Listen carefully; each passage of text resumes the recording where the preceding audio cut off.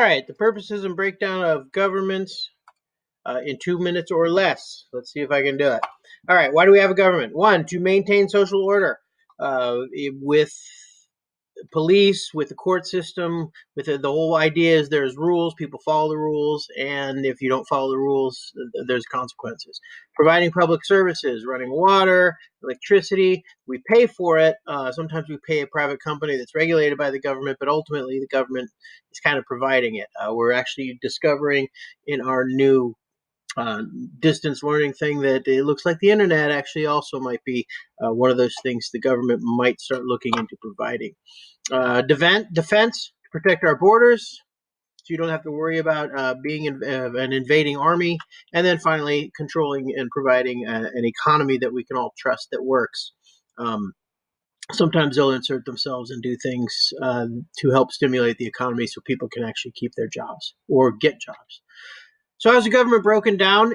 In any situation, there's two pieces. You've got the local system and you've got the overarching, the central government. The first one's the unitary system where the central government controls everything. They're the ones in charge. The local governments really kind of just exist for logistical purposes to make things easier for the central government. So if they get out of line, the central government can get rid of them.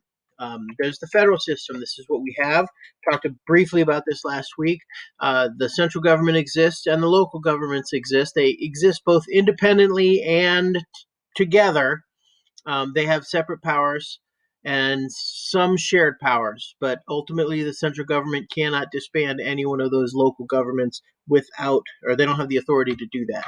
And finally, you've got the confederate system, where the central government exists because the local governments allow it to. If at any point in time one of those local governments wanted to leave, they could do so.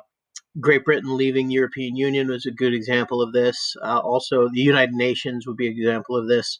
Doesn't mean there's no power in the central government. In fact, sometimes there's a lot of power, but if at any point one of those smaller governments wants to leave, they can do so. So hopefully 2 minutes or less. Let's check. And